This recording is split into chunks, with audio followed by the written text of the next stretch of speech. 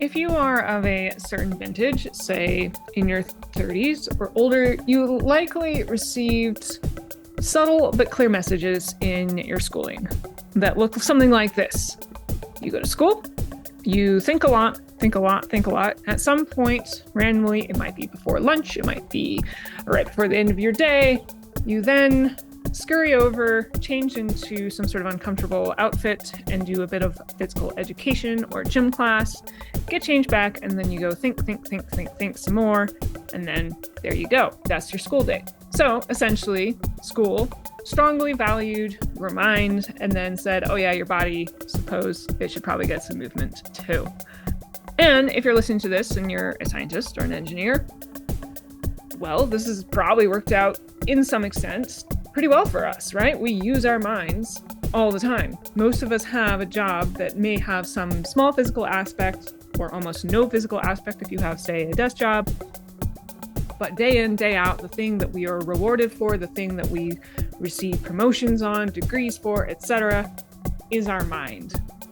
So today's episode I'm really excited about because it pulls back in that other thing that maybe some of us have been somewhat neglecting, our body.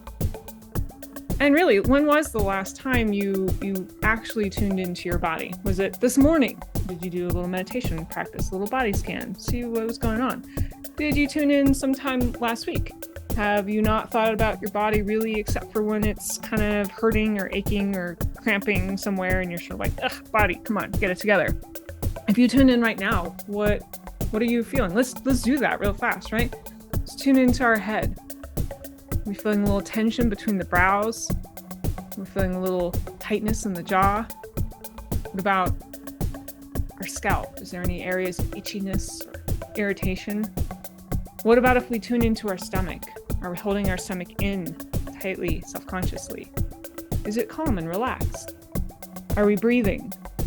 Big, full breaths that go all the way into the core. Are we breathing just lightly up in the chest?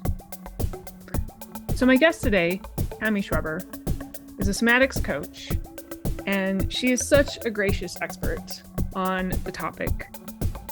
She is going to very generously give us some practices, and we're going to dive into understanding why we might benefit from understanding not only how our mind works, for how our body works in our STEM jobs.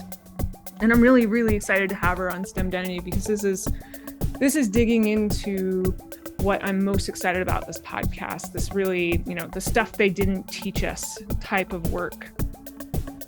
I think there's a lot of sayings out there about an uneducated population or an ignorant population, right? An ignorant population is a compliant population. By the end of this, maybe you'll be able to start to formulate some thoughts on what an unhealthy population might be, right? We might be very, very smart, but are we fully healthy? Because I have learned over my 34 short, long, medium years that if I take a systems perspective of my body, I can either listen to my body and I start to function as a system, or I ignore my body and the whole system crumbles. And I can give you numerous examples of how it's crumbled for me over my time. Tami will give us a few for herself. As you listen, maybe you'll start to identify a few for yourself. Hey, where do those migraines come from? Should my bowels actually be acting like that most days? Why does my back always hurt? These kinds of things. I hope you find this incredibly helpful, and I'm so excited to introduce you to Tami Schweber. Amazing. So guys, as I said in the intro, I'm so excited to bring Tami Schweber on today. She's the founder of the somatic business coaching business, The Knowing Well. She lives in a magical cabin in the woods outside of Haliburton, Ontario in Canada. We start every session talking about the weather, and she's made me just so jealous inside with her descriptions of all the winter she's been getting this winter as Colorado just sort of withers up in a very sad, dry spell. But I'm glad it's snowing somewhere. Hopefully you guys aren't on fire in the summer. That's very important. So I want to start at the very ground level because probably a lot of people listening to this, maybe they've heard the word somatic, but they're like, I don't know. I have no idea what this is. So what is somatics? Yeah, such a good question. And I do like to start from this foundational place. And thank you so much for having me here. I absolutely love this work and being able to share it with you and with your listeners and the STEM community. It just feels so good to me. So thank you. Yeah. So when we are talking about somatics, basically what we're talking about is the the intelligence of someone to be able to take um, consistent action towards what it is that they care about the most while staying connected to themselves.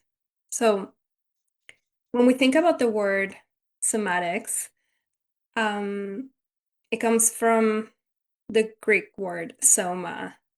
And soma is really looking at somebody in a holistic way. So our soma, it will include our sensations, our emotions, our internal narratives, like our stories that we tell ourselves, um, how we relate to ourselves, how we relate to others, how we relate to the environment, and also the actions and the non-actions that we take. So when we're looking at somebody through the soma with all of these components as a whole, then we're looking at somatics. It's like how I have these like intelligence through my body, all of the sensations, the feelings, the emotions, the stories, the narratives, how I relate, the actions that I take, the non-actions that I take, and how am I staying connected to myself as I'm essentially living life Mm. and moving towards the things that I care about and making decisions from that place, from that centered place of aligned values and things that make you feel alive. And so there isn't a very like short or simple definition of what somatics is.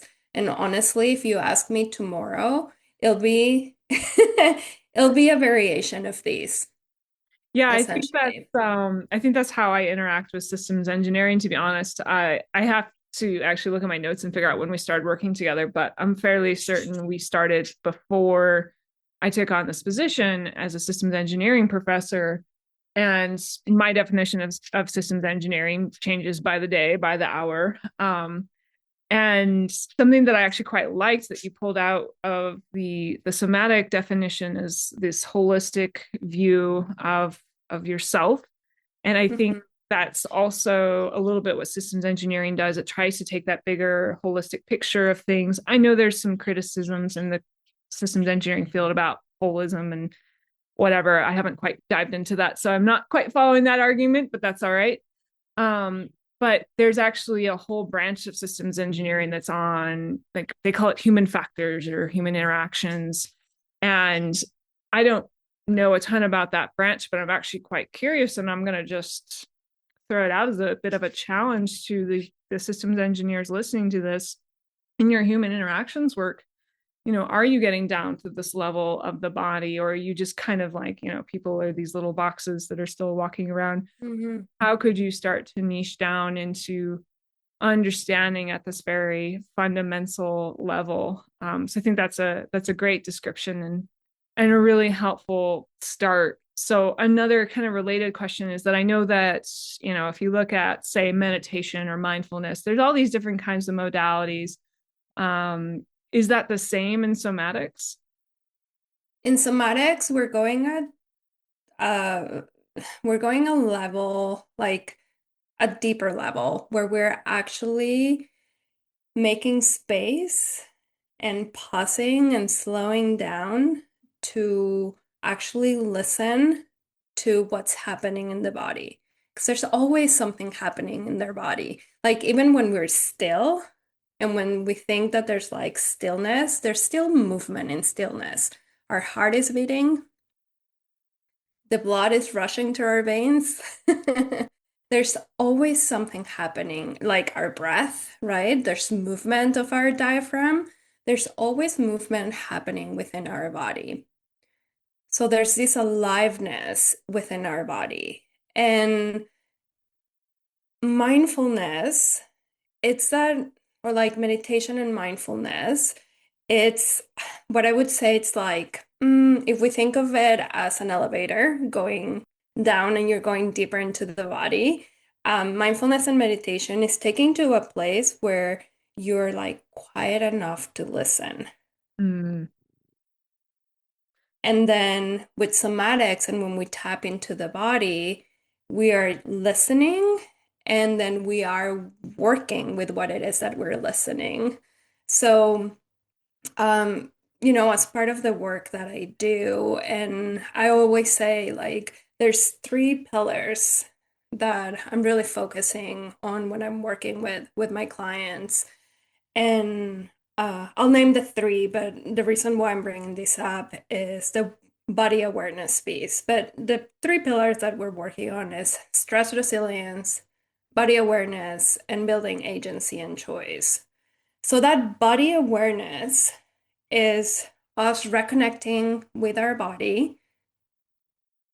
So we're making time to listen and we're actually listening. We're not just like, oh, okay, I sense these, but now we have an understanding of what the body's telling us, and so that we can make choices from that knowing. Um, and I have a feeling we'll get a little bit deeper into these as we continue, so I'll stop with that. But yeah, with somatics, we're just going just a level like deeper. okay, that makes sense. And I mean, something that kind of popped into mind as you were describing that is the mindfulness and meditation is kind of quieting you down enough to listen. I think different people have different experiences with mindfulness and meditation, anywhere between 0 and to, daily practice. Do Mhm. you need mindfulness and meditation to do somatic work? Um, Need is a that's strong a word, I know. Yeah, yeah, yeah, yeah. Need is a strong word. Um, what I would say is if you have a mindfulness or meditation practice already, then it would probably be helpful, but I don't think it's necessary. I think that by just taking a moment to pause, because I mean, our days, like, look at anybody's calendar, look at anybody's schedule. It's go, go, go, go. There's always something to do. There's always something like somewhere to be. There's always somebody to talk to. And we rarely take a moment to just pause, even if it's for like 30 seconds before we move from one thing to the other. And I think that pause, that is a place that where we just like stop for a second to listen and even just like noticing our heartbeat. Hmm. That is already a mindfulness practice. Yeah. So like it's not that you don't need to sit for like 30 minutes and meditate for 30 minutes daily. It's like, can you pause for 30 seconds? And just like pay attention to what's happening to your body. Like, oh, actually, I feel quite thirsty, and I just realized I haven't had anything to drink for the past hour. So maybe I'll go and grab a glass of water before I move on to my next thing, right? So that is already bringing mindfulness. And then, like, what do we do next? Hmm. I Hmm. I love that. Yeah, I think I am trying to bring in more of those pauses in my day.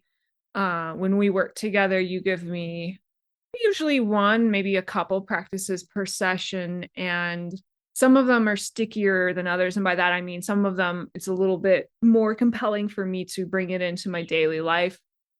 Couple of Hmm. the practices I kind of actually incorporate into my meditation practice. So I'm both kind of meditating and popping into more the somatic direction. And I see that there's very blurred lines, right, between the three. I think that's fair. But for the I think the practices that are the most sticky usually for me are the ones that I can either habit stack, like putting on top of the meditation that I already do, or they are translatable into a quick practice that gives me kind of an immediate change shift in state of being. Certainly my calendar is just as disastrous as everyone else's, and I'm coming off of 3 days in a row of almost straight meetings, right? My schedule Mm-hmm. for the semester, and it's working pretty well. Monday I just decline all meetings unless it's absolutely essential. And then Tuesday through Thursday, I leave it open. Whoever Mm-hmm. needs to meet meets. And Friday, I try to leave quite quiet. Maybe I'll have a couple of interviews and then, catch up on work on the weekend or whatever. But um, I it's such a challenge for me to take that moment between the meetings to not just kind of reflexively do something else that is fake productivity, like checking Mm-hmm. LinkedIn or looking at my email, but instead to say, I'm just going to breathe and check in with myself. Yeah. So, um, you know, I encourage listeners, and Tami is going to be very generously sharing a couple of practices today. I encourage you to try these out and incorporate them into your day, but also give yourself grace when you realize that you just worked for 5 hours and you didn't listen to yourself once, other than just like, I don't know, a quick bathroom break and some water, right? Like this is human, and we're always just trying to get in the habit and forgive ourselves when we don't quite remember to do the thing we wanted to do. Absolutely. That forgiveness piece, like self-compassion, it's a huge piece of this work. There's this concept of the second arrow. I don't know if you're familiar with it. Mm. Um, Say somebody goes to some sort of event, a traumatic stress that causes pain, physical, emotional, mental pain. So we've already have that experience that is causing pain in our life. And by us not showing kindness, self-compassion, and asking, why did I let that happen? What is wrong with me? Why can't I X, Y, and Z? That is the second arrow. That is us. Okay, yeah. That is us adding pain to the pain that we're already feeling. So self-compassion is huge in this work. And of course, I like to use that example of like, hey, if you're like noticing, pausing, noticing that you're thirsty, go and have a glass of water. I like to use that as an example because there are people who will even bypass those biological needs. Yeah. It's such a like, yeah, I'm thirsty, I'll drink something later, but like drinking water, it's life. Yep. So, and I don't bring this up as it's like, oh, if you're not drinking enough water, there's something wrong with you. But it's just like a simple example to like, are we listening to our needs? As simple as drinking water. Um, but this can extend to so many different things. Like you can be moving through your day, going from one thing to the next. And I mean, this is something that I notice in myself. I will be, you know, finishing a call and then I have X amount of time to go and like make myself dinner and sit down and have a meal in the middle of the day and then move on to the next thing. And I'm still working through that like wired conditioned Mhm. tendency in myself from having worked on a 9 to 5 years ago that still very much lives in my body. And I notice myself like rushing and like moving really quickly. And I take a moment of like, wait a second, why am I moving this fast?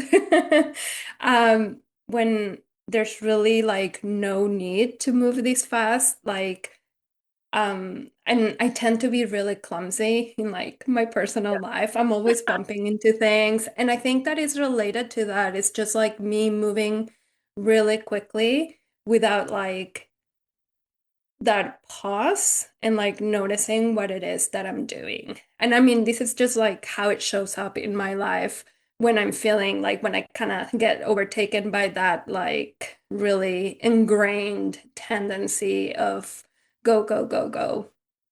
I mean, this is why I love hanging out with you, because I learn something new about myself every time. And I mean, the thing I just learned about myself is like I play the game, not every day, but frequently, of looking down, like when I'm getting ready for my shower or whatever. And I'm like, oh, where did that bruise come from? Right. And it is this same, like I get in these rushing modes, and I'm working right now in a program that's really encouraging slow mornings. And this is like antithetical to my being, because I'm very much like I get up and I want to do 18 things before I even start work. And I'm still getting, we'll say, 17 of the 18 things done, but I'm doing it in a more intentional fashion. And now that I think about it, I do have less bruises. So there's something to be said for that. Um, Yeah. so I definitely want to dive into, why would a STEM professional, scientist, engineer, mathematician care about any of this? But first, what I'm actually pretty excited to ask you about is how you got into this work. You've hinted at it in some sessions, but I think your Yeah. backstory is actually like very fascinating. Just to maybe set the scene for people, you have a beautiful website for the Knowing Well, and I'll link it in the show notes. And just in your quick story, which hopefully we'll get a slightly peek under the hood on, that you have navigated, major life changes, profound loss, and you continue to live with chronic pain and anxiety.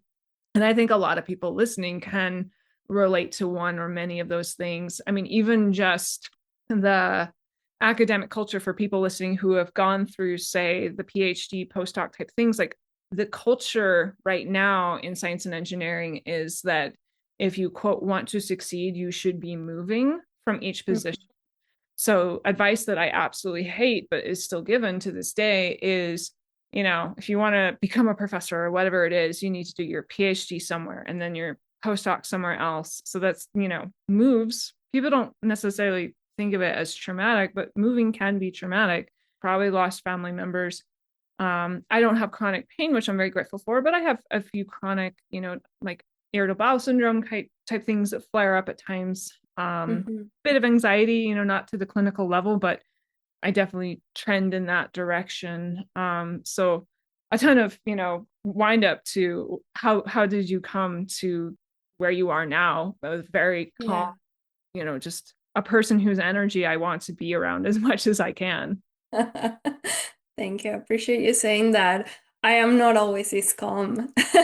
So there is such a thing of, so one of the, and I will share my story, but one of the things that is really important that in working in somatics and coaching clients is that co-regulation piece, right? That is what starts bringing safety or safe and enough safety for you to start getting curious and start to explore what it is that is showing up in your body. Could you both describe regulation and co-regulation? When we are looking at the window of capacity, and there's different terminologies, like you might have heard of it as the window of tolerance, the window of resilience, the window of capacity. And within this window is where our nervous system is operating, essentially. Our nervous system, highly, highly intelligent, and is there to keep us alive. And yeah, Dumb question. What's the nervous system? Like, yeah, well, okay. let's just All build all right. the building No, blocks sounds for people who good. don't. So Yeah. we have a brain body system. We all have it. It consists of our brain, which is our primary processing center. That actually largely is based on predictions. So your brain will operate on predictions. So things that have happened, and it's like, oh, I recognize these, and so therefore I will do these. We have the autonomic nervous system, which it includes what you've probably heard, the vagus nerve. It includes branches of nerves that connect from your brain and your brainstem all the way to every single organ in your body. Um, in this brain body system, we also have the endocrine system, which is our hormonal system. We also have the immune system, And so between the brain, the autonomic nervous system, the endocrine system, our hormones, and our immune system, they're in constant communication. So that's like the brain and body system.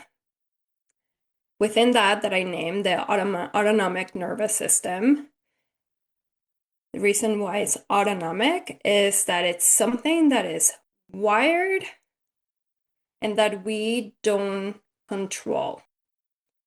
Yes, we can work with it, but the reason why we can't control is that the way that we're wired and the nervous system operates is for keeping us in allostasis, so keeping us regulated. And that's a word where regulation comes from.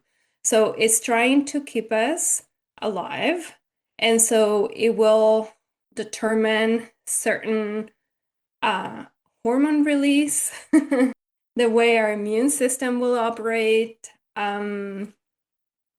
It will like also influence our cardiovascular system. It will influence the way that we breathe. Um, Even like our muscles and our uh, musculoskeletal system. I'm not saying that Musculoskeletal? Yeah, right. That's a something big like word. that. Thank you. You know what I mean.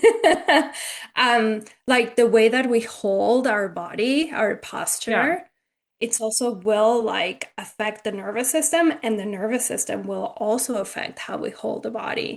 So it's really what it's really trying to do is to keep us alive, so keep us in this state of allostasis, of regulation.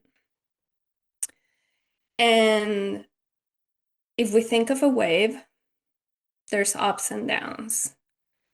And if we think of life, there's also ups and downs. So we're we're gonna use that wave analogy. So within this window of capacity, we have three stages. So right in the middle, that's where our nervous system is regulated, where it's in allostasis, meaning our nervous system is operating in a way that is keeping us functioning. So meaning the energy that we use, it matches the experiences that we're having, or the experiences that we're having, it matches the energy that we have in our body. When I say energy, like ATP, Hmm. actual physiological energy. Yeah. Okay. And I'm like, I'm getting a little like scientific here. Good. And It's I'm a trying to science keep crowd, it. so it's I perfect. know it is a science crowd. So one, I'm being mindful of like, how much am I putting out there? And also, it's a science crowd. And if I'm explaining something wrong, I would love to hear their opinion. Okay. I had a whole episode where I was like, is it vagal nerve or vagus nerve? I have no idea. I finally figured it out, but so I need a Yeah. break. Well, there's a vagal tone and then there's a vagus nerve. So I think you were English is just the combining. cruel mistress some days, let's be honest. Yeah. Yeah. And I can explain a little bit about the vagal tone, what that is, in as I'm explaining these window of capacity. So right in the middle, we're regulated. And something comes up and we are all of a sudden moving towards the hyperarousal. So, meaning we are reaching the edge or going above that middle section of the window of capacity. And this could be because we're driving. By the way, like I want to give examples here that there things that happen in life, again, that wave of going up and down, that they're not necessarily have anything to do with uh, a traumatic event. Yeah. These are just things that we do on a day to day. So when we're driving, we gotta be more alert. So we're moving towards the higher or like the top end of that window of capacity into hyper arousal, but we're not like moving all the way up. We're Mhm. not like swinging all the way up, right? So like driving, even like waking up, our sympathetic system, so the autonomic Which is sympathetic the system, quote which unquote fight or flight in pop culture. Is that right? exactly that one. Um, there's actually nothing wrong with it. It's again one of the ways that our nervous system keeps us alive. And a beautiful example is cortisol. We Hmm. need cortisol to wake up in the morning. Yeah. Without cortisol, we're not waking up in the morning.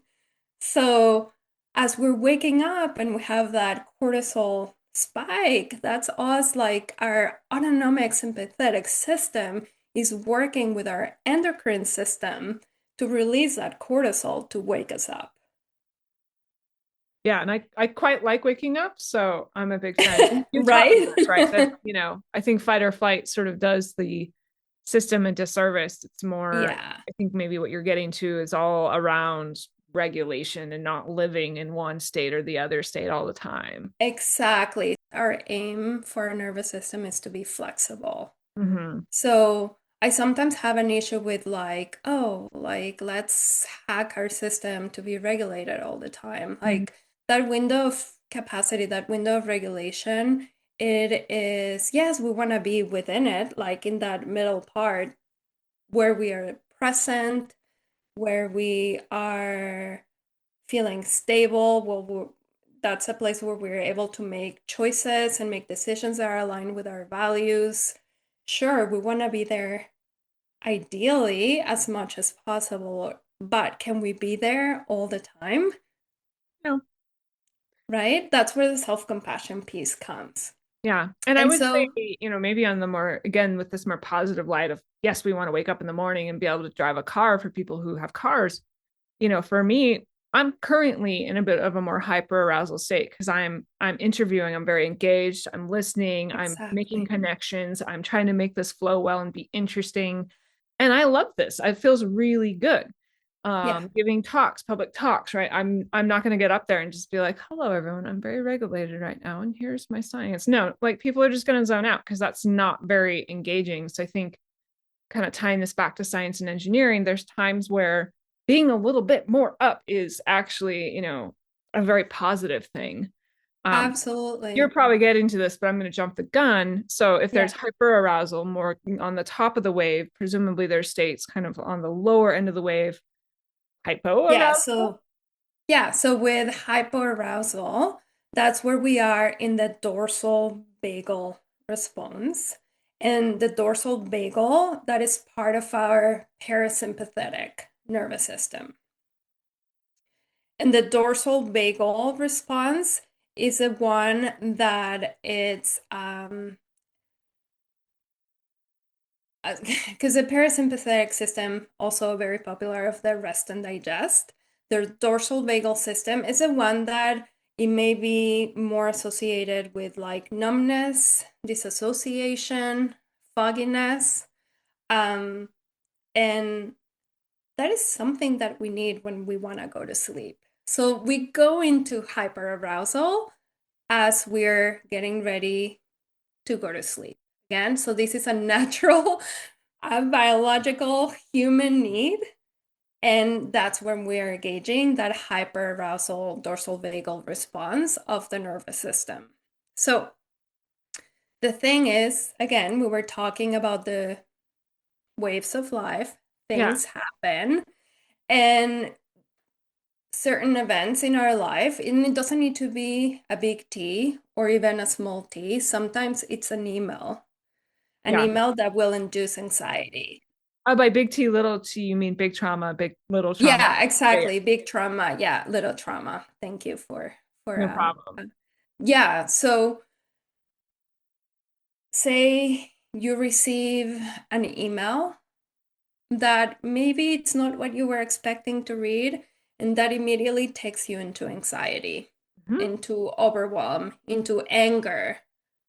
All of those are hyperarousal responses that perhaps in the way that you, and by the way, this window of capacity, it changes day to day. So Mm. how wide it is, it changes day to day. It's not it's not something that is static. And that's what I was referring to before, that the nervous system, we want it to be flexible. That is because this window, it changes day to day. It changes like how much sleep did you get the night before. If you didn't get a lot of sleep, then maybe that window is a little smaller. um, and so uh, I lost my train of thought. Mm-mm-mm. Yeah, so when we are going into hyperarousal and experiencing like anxiety, anger, overwhelm, uh, it's when we're reaching those edges of our window of regulation, our window of capacity, and it's taking us all the way out of it. That's when we experience the anxiety, the anger, the overwhelm. And also, I like to bring in as part of the self compassion that there is nothing wrong with being angry. There is nothing wrong with feeling anxiety. There's nothing wrong with sensing overwhelm. This is information that our body's letting us know that, hey, you're outside of that window of capacity. And so when we're listening, slowing down, listening to the body and paying attention, that body awareness piece that I was talking about, that's when we can like catch like, hey, I think I'm moving outside of my window right now. Like I'm Mhm. sensing this tightness in my jaw that I know is usually something that I feel when I start feeling angry and I don't feel comfortable voicing something out.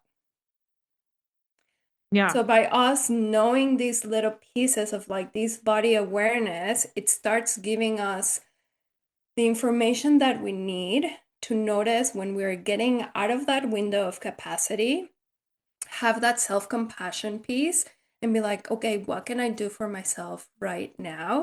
And that's that choice and agency to bring myself back into a place that I feel um, I can be present with myself. I can be present with what's happening outside.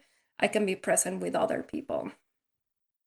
And is if we'll go to the email experience, because yes, this happens to me almost on a daily basis where I get an email that I didn't expect that sort of, sparks me up in a slightly unpleasant way, to be honest. So that's the hyper arousal, and perhaps I'm kind of exceeding my window of tolerance. And then is the opposite, for hypo arousal again, the bottom of the wave, does that present as energy crashes, depression, kind of the opposite, instead of being like, instead of yours, like, oh, if I Yeah, so make this is sound where you effect. would feel that like that you feel disconnected, Mm, hopelessness, depression, apathy, fogginess. hmm. That's when we are moving into that hypo arousal state. Yeah. Okay. That makes Yeah. sense. So I think you've And given, oh, sorry, go ahead. I just wanted to circle back to the conversation about mindfulness and meditation Yeah. because that is bringing us into hypo arousal. It's not Mm, taking us necessarily outside of the window, but it is moving towards hypoarousal. So, relaxation, rest, which might be associated with mindfulness and meditation, is yeah. taking us down there. And so, a piece that I do want to say is that we're not aiming to be regulated and within that window of capacity at 100% all the time. We want to be flexible.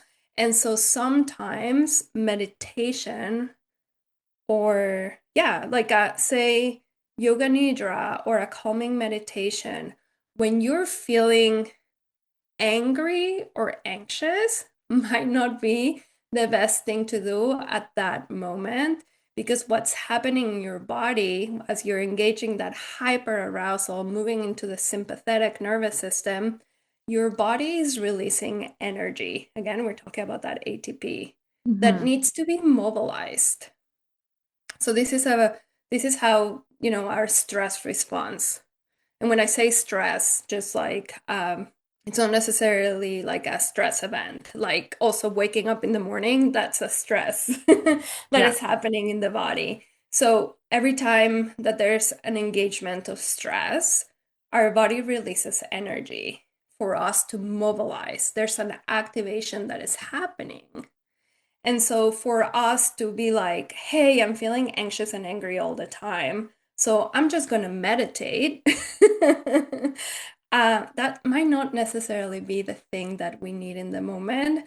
But maybe at that point, like in order to bring us back into our window of regulation and capacity, it's like I first need to mobilize this energy so that then I can move into a place of restoration and rest. Yeah, I mean, I think if pulling on a couple different threads here, if I were to hit stop right now, Yeah. something that is huge that you've really beautifully described for us is, I think again, kind of going back to the pop sci definitions of things, we tend to think of the sympathetic nervous system as this sort of like irritating thing that we need to turn down, and parasympathetic nervous system is the way to be. We're resting and digesting. Sounds great. But really you're describing, there's cases where you want to be on, you want to be a Yeah. little bit higher in the wave. There's cases when you want to be a little bit lower in the wave, and there's cases when you want to be kind of in the middle. I know that email again is sort of it's this roulette wheel, right? You don't really know what you're going to get when you get into it. So I try to remember to be, take a sec, take a breath, be a little more Mhm. mindful and present when I'm opening my email. And then when things do freak me out, then I do need to take perhaps another moment or not respond then. So we chatted a little bit before we hit record, and on the practices that you're going to share with us today, which again, super grateful for. And I think this might be the right time for a practice that does kind of bring us back into regulation. So allow me to be quite rude to the audience for a moment and get us a little dysregulated. So let's all imagine we're applying for a really cool job and we're super excited about it. And we went through one round of interviews and we get the email that comes through, and maybe you haven't even opened it because you're so freaked out that you don't want to know, did I get it? Did I not get it? Is there another round of interviews? What's happening? Or you open it and it's not good news. Like, right. That's sort of like, okay, you're kind of freaked Mhm. out. What's something we can do to bring that dial back down? Yeah, yeah. So I love that you're bringing also an example and you're inviting the listeners to bringing a little bit of that activation. And if you're gonna do this, or when you come back to this to do this practice, I would say from a scale to from 1 to 10 to maybe pick a 2 or a 3. Don't go all the way to 10 in your activation. So maybe if the example that Anna just gave us an invitation takes you all the way to a 10, then maybe pick something else that takes you We'll to a turn it 2 or down. a Maybe it's 3. your Yeah. final grade for a class that, you're not too worried about your grades, but you still like to Yeah, get a good grade. So exactly. something Or like, think back of something that cost a little bit of stress and activation in you that it's like you can handle right now in this moment, for this particular practice.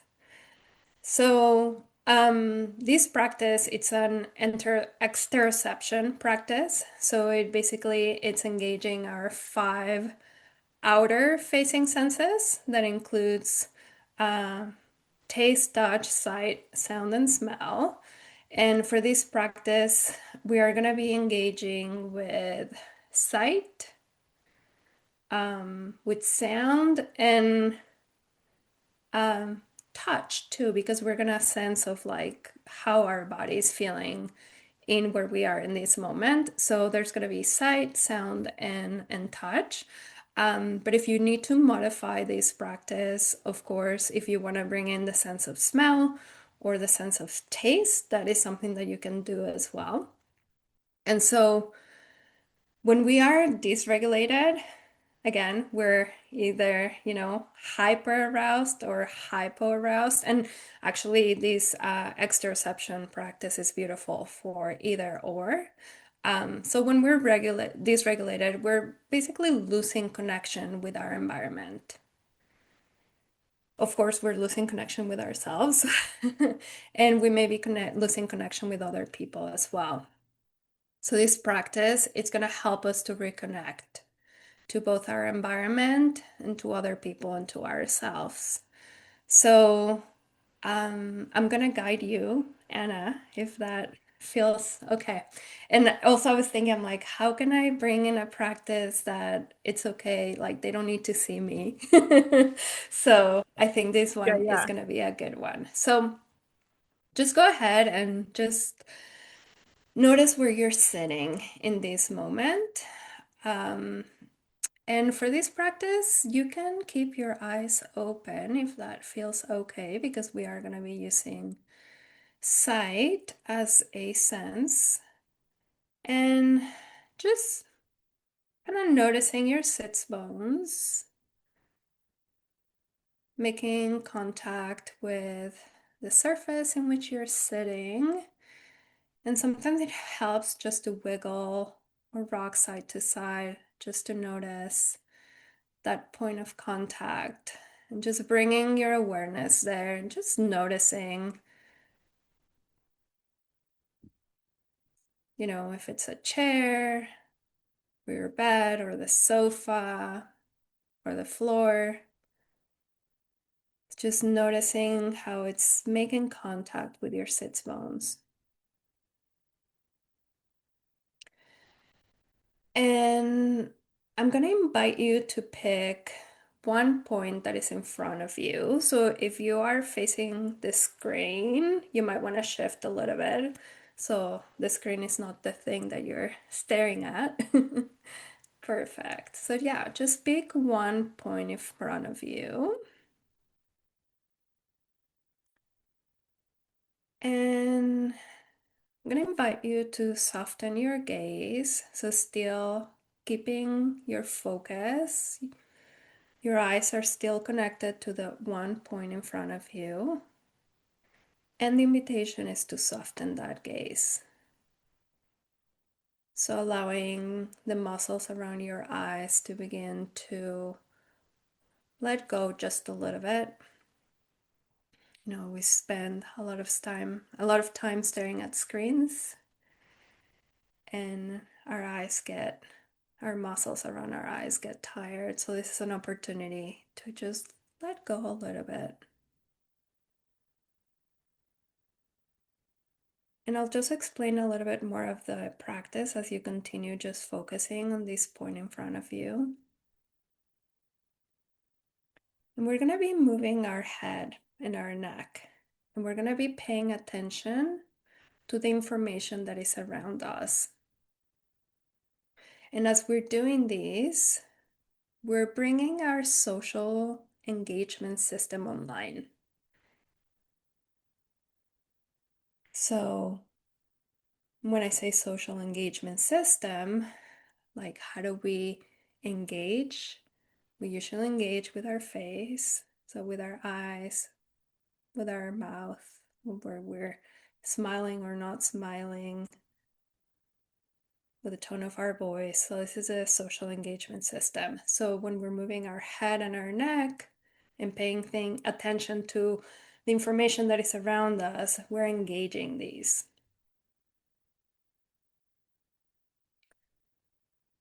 So I'm going to invite you to begin to, and you can pick which side you want to start with. But to start slowly looking to one side of the room and slowly notice the objects that you see, allowing your head and your neck to turn, following your eyes.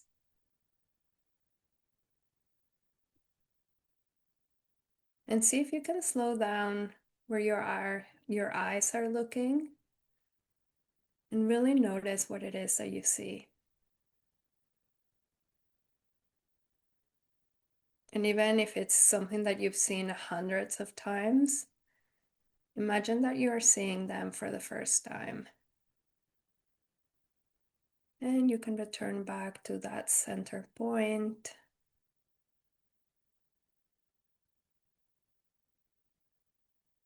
And you can start slowly looking to the other side of the room,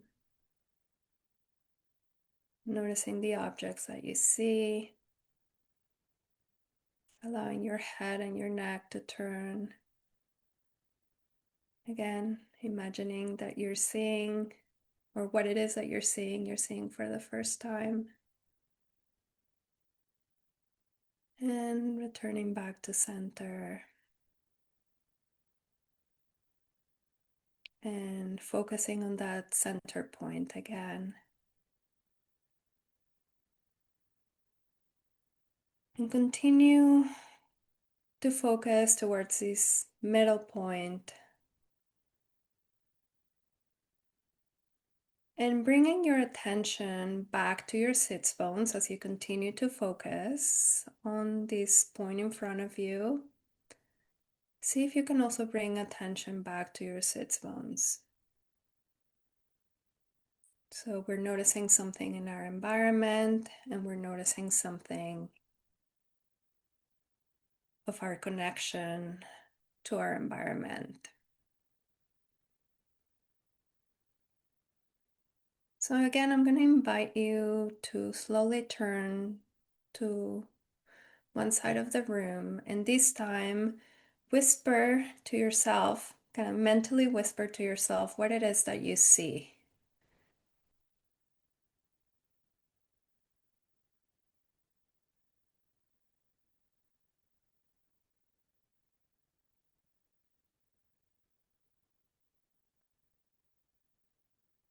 And bringing your eyes back towards the middle, allowing your head to follow.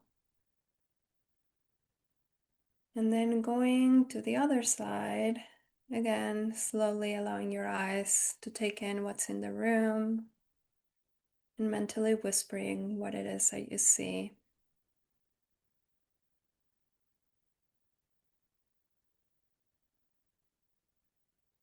And as you continue to do this, noticing the sense of how your body is connecting to your environment.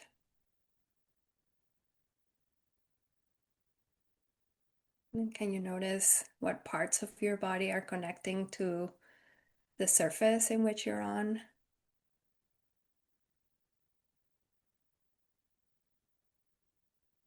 And continue looking ahead.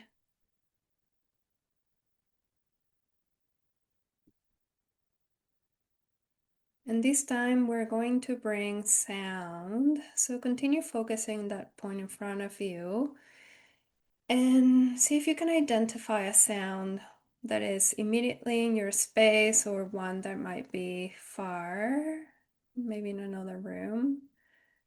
And as you're continuing to focus with your eyes, also focus on the sound.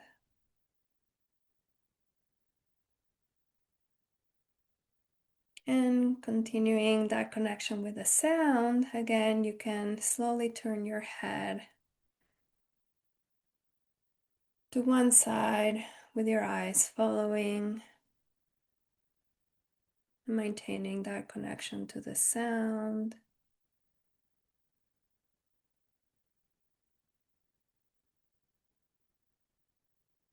And slowly turning your head to the other side with your eyes following and continuously noticing the sound.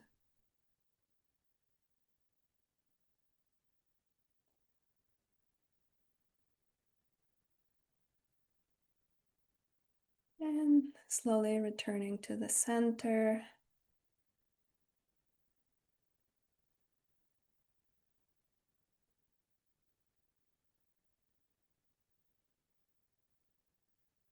And as you continue to focus to that point in front of you, just noticing if there's any shift, any changes in your body's energy or posture. This could be a shift in sensations, maybe a shift in your breath,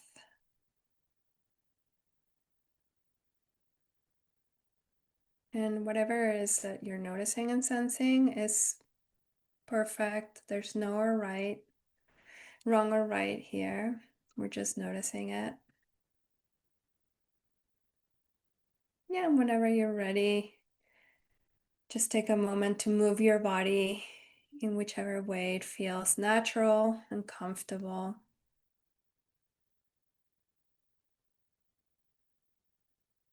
Yeah, and just taking note of what has shifted from when you first started the practice to now. And so it's my question to you, Anna. What do you notice? Yeah, absolutely. So I did choose something that wasn't quite so dramatic as my first example. I have an email that I've been meaning to send for like 3 weeks to a colleague, and I just keep forgetting. And every time I think about it, Yeah. you know, pokes me a bit, gets me a little activated. So I started with that, and maybe on my third or fourth head rotation, a thought just popped into mind of like, wow, I really don't care about that email anymore. Just sort of like it just doesn't matter that much. And I could feel my breathing really slowed down. Probably people listening are like, wow, Anna's actually talking at a slow pace. I might have to finally jack this up to 1.25 speed. you know? Yeah. Right. I'm a bit of a fast talker.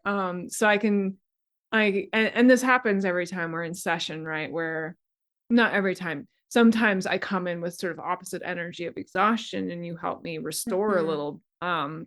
But often I come in at this kind of more elevated energy and you help me sort of come back down a little bit. Something I loved about that practice that is brilliant suggestion is that many people listening work at a desk often, if not Yeah. all the time. And this is something you could totally do at your desk, right? Like flip your computer if you're in a weird not a weird situation. Let's say you're in a cubicle or kind of open office type space, you can even have your computer on and looking like you're doing something. If you feel guilty that you're taking a rest, which you Hmm. shouldn't, let's all lean into resting, but you got to start somewhere. So it doesn't really matter, you can just kind of look above your screen or whatever and do this practice just gently. If anyone happens to notice, they'll just be like, oh, Anna's kind I'm of shifting her stretching head my around, she neck. must have a little. Yeah. Not a big Exactly. deal. It's something you can do. Tami walks us through at this beautiful slow pace that I think is really important, but maybe you only have 2 minutes. So maybe you only do a couple rotations Yeah. and you try to bring the sound in faster, right? I'm a big believer of the practice doesn't work until you make it your own. So play around with it a little bit and see what actually really works for you. Absolutely. I mean, you took the words out of my mouth, Anna. It's these practices, they need to work with for you. And so, how can you make Yeah. them work for you? And you've heard me say this probably a million times, Anna, that somatics loves repetition. And Yes. that is And because that our nervous system loves repetition. It brings that sense of safety. You know how I talked about the brain mainly operating from predictions? So that's it. We want to create a sense of something in your nervous system that your brain can predict as safe. And so with practice and repetition, it's very nourishing and it creates this sense of, okay, I trust what is happening here. And especially when we're feeling dysregulated, and we are practicing something like this exteroception practice that we're engaging our senses and connecting to our environment is helping our nervous system to understand that connecting to our environment while we feeling dysregulated is safe. And this is how yeah. we start growing that window of capacity. This window of capacity that I said that is flexible and changes day to day, we can actually help it get wider with practices like these.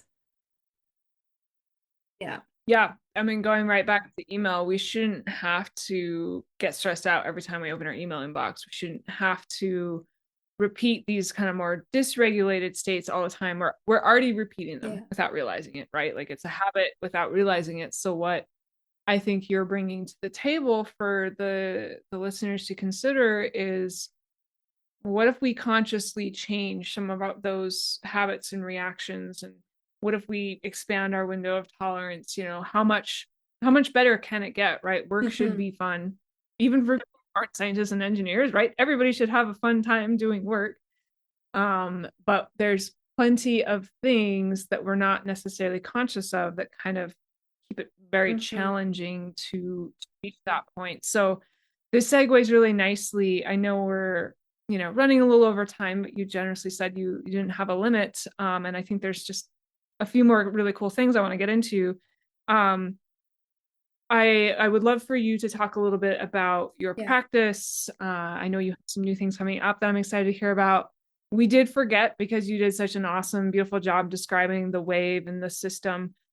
We forgot to touch on how Yeah, you got which into I somatics, so maybe you could weave that into your offerings that you absolutely, have. yeah. No, thank you for circling back to that. And for me to share what my practice is, it's also a reflection of my story. So I feel like it just fits really beautifully here.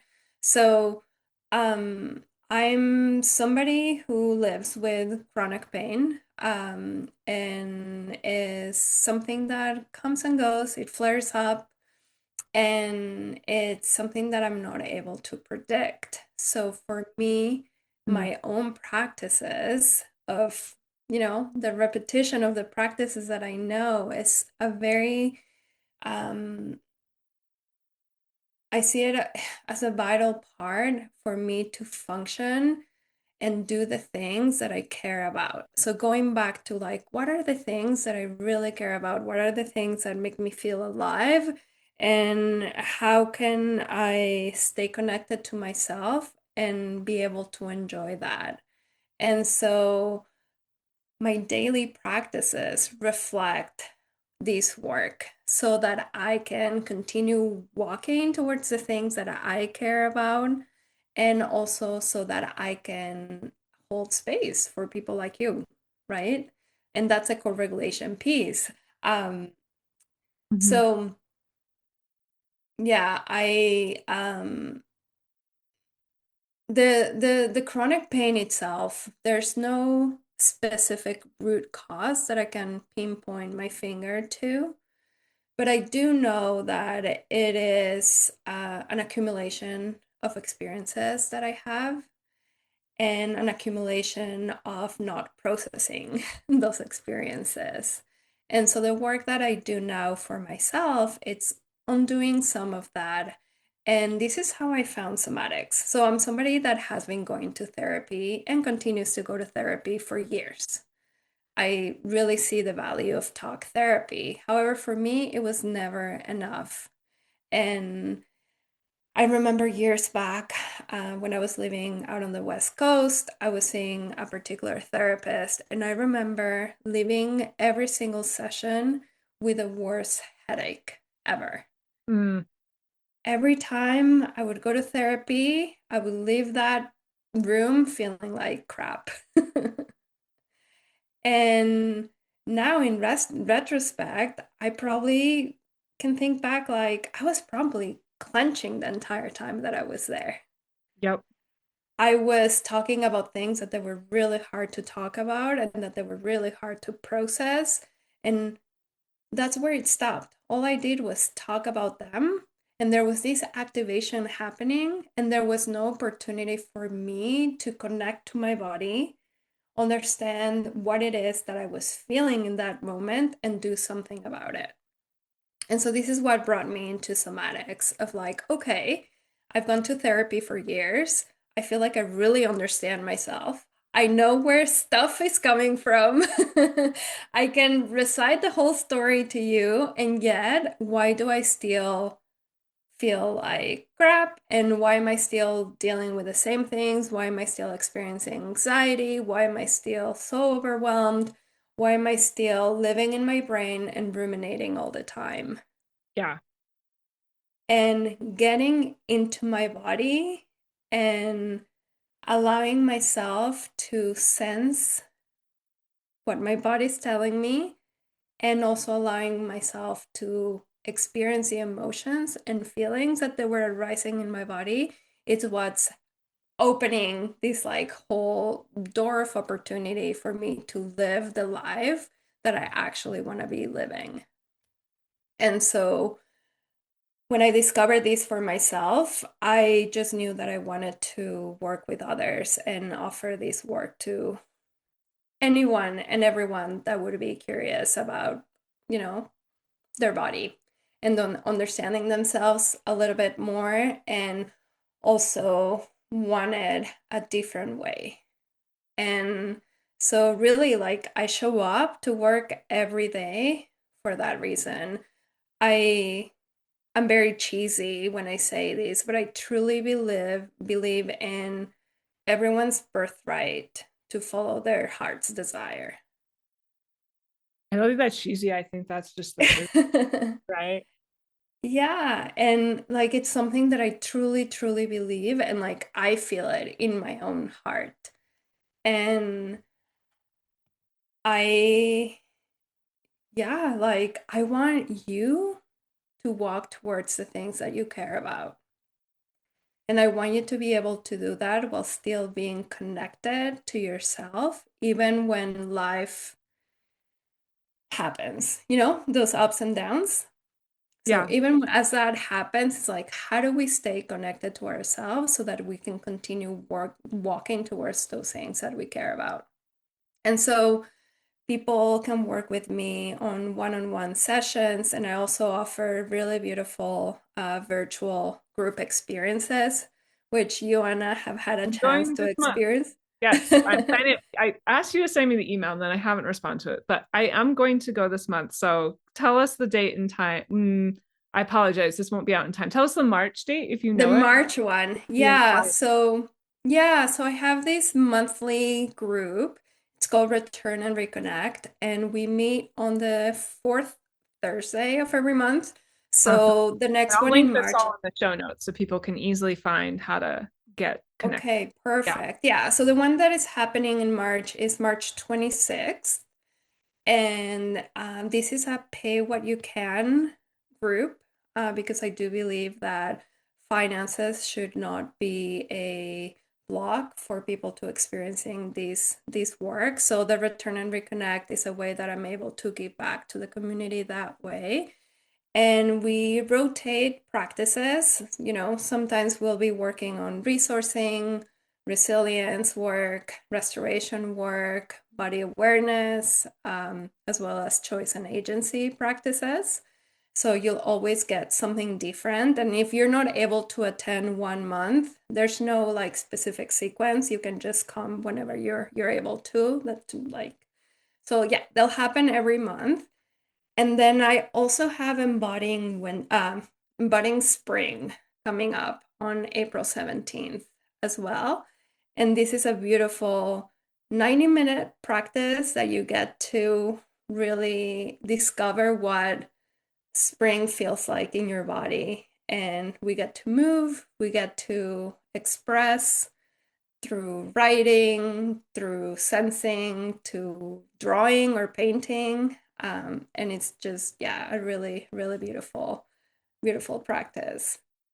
Yeah, I've done your embodying fall and embodying winter, and they've been so delightful. So I'm really happy that you're continuing those practices. And hopefully for seasons to come, for people listening in the future, right? I think you're planning on having the return and reconnect as a monthly series for the times Yeah. being.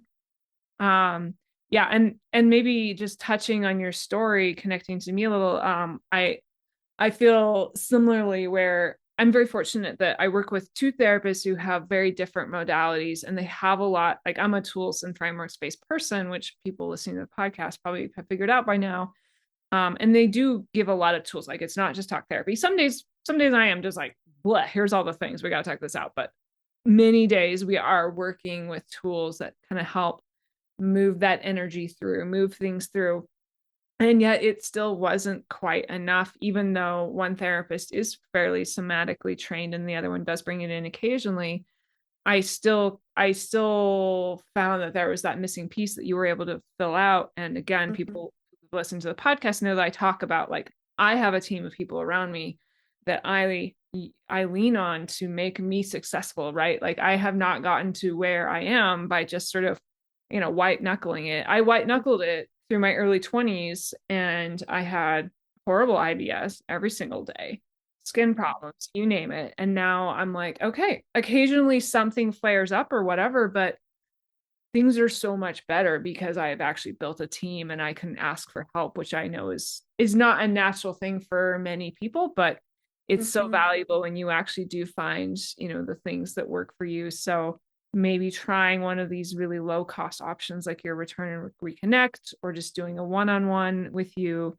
We met through a very random group of someone who I don't even really interact with anymore, but I was really drawn to your energy, and I was just like, I don't know, let's give it a try. I don't even know what somatics is, but I'm so glad I did. And somewhat selfishly, for me, why I brought you on the podcast is, I don't know that I've explicitly said this at this point in the podcast, but I'm putting STEMdentity out there because I don't think that the way science and engineering is done is sustainable. And not the actual science and engineering piece, the way people are treated and the way people act, I don't think it's sustainable. I think it is built on this model of, let's be, a little overgeneralizing, but old white men who have a wife at home to take care of literally everything else. And old white man is just like, I'm going to work 60 hours a week because I love my job. That is not actually what reality looks like today. Most people need to have a dual income if they have a partner. Like, most people are working, right? If they have kids, their partner is working. Things are moving faster and faster, not slower and slower. AI is not really making our jobs easier, it's just making our jobs different. Mm-hmm. And I see this culture of like burnout, and like, it is basically an act of small rebellion for me to say I don't have meetings on Mondays and most Fridays, right? Like, most Yeah. people are like, oh, what do you mean? I'm like, yeah, I set a boundary. I need, like, to be successful, to teach well, to do a very small amount of research. Fortunately, I have a team that does most of the research in the group. I have to have a few hours of uninterrupted thinking. I can't just bounce from meeting to thinking to meeting. Yeah. Like, it doesn't work. And so bringing you on is part of that, culture change groundswell that I'm trying to build up of, it's actually not okay that we just ignore our bodies all the time. As a concrete example, there's a scientist that I respect and has a very popular podcast. I won't name the person, but the person the person's fairly successful, and they gave an example of, I don't remember if this is when they were in grad school or like early professorhood, but they were like, yeah, in order to kind of keep me focused, I wouldn't go to the bathroom for like a 90-minute stretch. Just, and the Mm. person, was a good hydrator. I'm a good hydrator. I go to the bathroom a lot, TMI, but here we are. I would stay at my You're desk. listening to your body. Exactly. So this person is sort of doing that opposite, where they're like, yeah, to push myself and be more focused, I would stay at Mhm. my desk and just ignore it, and like, oh, the discomfort. And I'm like, what the hell? Like, why Yeah. is that okay? And I think the person has evolved, and maybe if you spoke to them now, they would be like, yeah, that was kind of crazy. I don't know. I don't know the person personally, but um listening to your body, checking in, taking the 30 seconds between things, is so important. and Yeah. and so I'm so grateful for your time today, and thank you for giving us all these ways of connecting with you. I'll link everything in the show notes, make sure that people can reach out.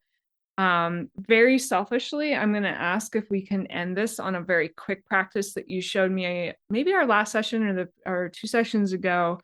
I Hmm. came in and I was just like, I'm so tired. I don't know what was going on, but I feel like for me, I have kind of two predominant modes at work: very amped up or exhausted. And, I've Hmm. gotten better at kind of coming back into regulation more often, but I still Yeah. hit those extremes a little bit more, like a little bit more frequently than maybe I would like. So again, continue What I to. would say is that you're noticing it, This is true. I'm noticing. right? There's the Yeah. awareness so that you have choice. Yes. So yeah, Yeah. I would actually, I do learn from Tami that noticing is a win right there. So anyone who notices, you're already winning and succeeding. Also, Yeah. something I love about you is that sometimes I'll be like, oh yeah, I do this thing where I like write out this thing, and you're like, oh, I mean, that's a regulation practice. I'm like, oh, I never thought of it that way. But now when I do the writing, I think I'm regulating and it helps, right? It really Yeah. cements the thing. But what I wanted to end up on, and you probably know what I'm talking about, is the really short, it was kind of like a hug and then a stretch, just to kind of, we did the calming down from being a little bit too amped up from something stressful. And now this is like the opposite direction. You've had a long day, you're feeling dreary, you know you have one more meeting to get through. And rather than having to white knuckle it and power through, like a little Hmm. quick restoration again. You can do it at your desk. It's such a great practice. Yeah. Oh, you know what, Anna? You are so intuitive because the way that you're at, like the practice that you're asking now, this restoration piece, it's what would follow after you're Mhm. mobilizing the energy to regulate Yeah, and go back to a place where you can actually restore. So I think it's beautiful and very appropriate. So yeah, let's do it. So I'm going to invite you to, again, just notice where it is that you're sitting right now, taking a moment to, and you can close your eyes or keep them open, whatever feels comfortable for you. And perhaps just notice your breath without needing to change it. Or just noticing without any judgment.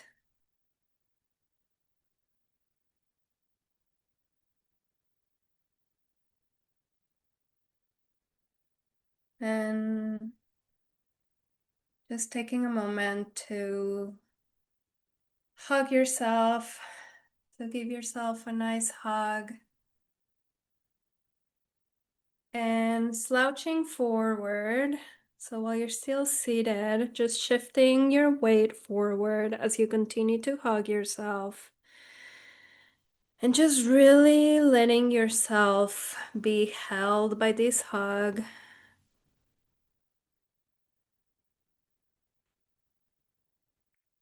And perhaps there's something in you, whether it's tension or a holding, that can just let go, like even if it's just 1%. Just really allowing yourself to give into the gravity and to the hold of your hug. And I'm going to invite you to slowly begin to roll up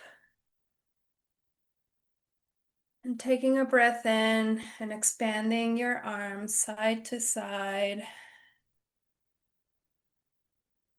And taking the biggest breath that you can. And giving yourself a hug again. And as you exhale, slumping back again forward, holding yourself in that hug. And as you take a breath in, rolling back up and expanding your arms side to side. And taking one more breath. And maybe I'll just add these as an additional practice. Allowing yourself to exhale and making some noise as you exhale. And maybe this time you can bring your arms up above and take another breath, maybe a biggest breath that you've given yourself today. And sending it back out to all the people that you care about. Yeah. absolutely beautiful. Like I say, I mean, you can do this at your desk, right? If anyone looks at you askance, you're like, what? Stretching it out, man. Yeah. You don't need to explain yourself.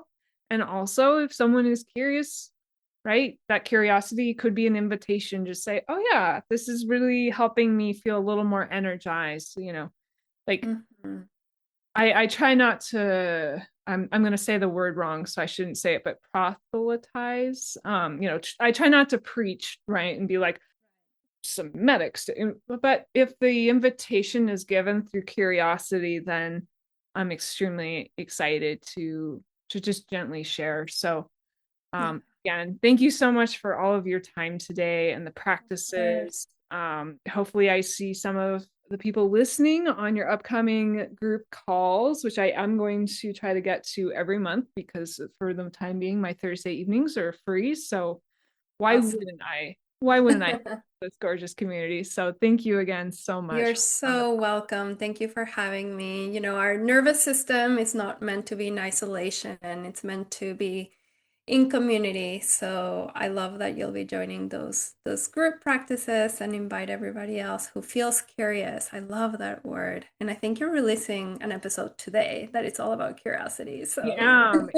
So I'm probably gonna release this early March. So you're gonna listen if you're listening today on the release date or around the release date, doing like a yeah. 3-day curiosity challenge that, I think because work can be so go, go, go, Yeah. we somewhat train ourselves out of, just like we train ourselves out of listening to our body, we train ourselves out of listening to our curiosity. And most of us in STEM, like, we're curious people. That's why we want to be here. We want to learn things Yeah. and do things. And so, yeah, just a quick 15-minute, like, just curiosity deep dive on whatever nonsense that my brain is interested about. I haven't done my deep dive today, but I think it's probably going to be on the bagpipe because I was listening to my like release radar, Spotify playlist, whatever, this morning Yeah. about bagpipe song that came on, and I freaking love bagpipes. But I'm like, you know what? Is this the most polarizing instrument? Like, do people love it or hate it? There's no in between. Anyway, so I'm excited to learn a bit more about people's attitudes towards the bagpipe and maybe a little history on the bagpipe. That's awesome. So if you haven't heard that episode yet, go back a few Thank uh, you. Yeah, it's and very short, find the like 10 minutes. curiosity episode. Exactly. 10 minutes, listen to it on 1.5 speed. You'll get done in like, I don't know, 7. I can't do the math out loud. I'm terrible at, out loud math, but whatever it is. So yeah, I appreciate it, Tami. Of Awesome. Thank course. you. Thank you so much, Anna. Did I not say at the beginning that Tami is such a gracious expert? I absolutely love this conversation. I found her description of the parasympathetic and sympathetic nervous systems as this wave going up or down, kind of the center might be, that sort of calm, neutral area. I found that to be so helpful, and I've never really heard it described like that before. And especially the fact that both zones can be good for us sometimes, right? We don't always want to be in parasympathetic. We want some times where we're amped up and moving. So I found this just to be super exciting. My learn and move your feet, which is that, we heard a lot of things, and now we're going to try to implement something. You could try out the practices Tami gave us. Maybe choose one that really resonated with you. Set a calendar reminder every day. Hey, I'm going to spend the next 5 minutes doing this practice. You can also look into somatics, understand, some other practices, maybe find some short ones that resonate with you, some long ones. Look into Tami's offerings, join her monthly community class. So many options here. Absolutely love this conversation. I hope you loved it too. My song of the week is Howl at the Moon by March 4th. Music for me is a big resource. Absolutely puts me in a different mood when I want to be in a different mood, right? If I'm a bit sad and I want to be happy, or vice versa, right? Music is the one for me. So check out that song, super fun. As always, this podcast is not a part of my teaching and research roles at Colorado State University, but it is part of this culture change that I think is essential for STEM professionals to show up and be sustained. This world is not slowing down. It is going faster and faster and faster. If we let it, we won't have to let it. So thank you so much. We'll keep talking about these interesting, challenging, different topics. And I can't wait to see you next week.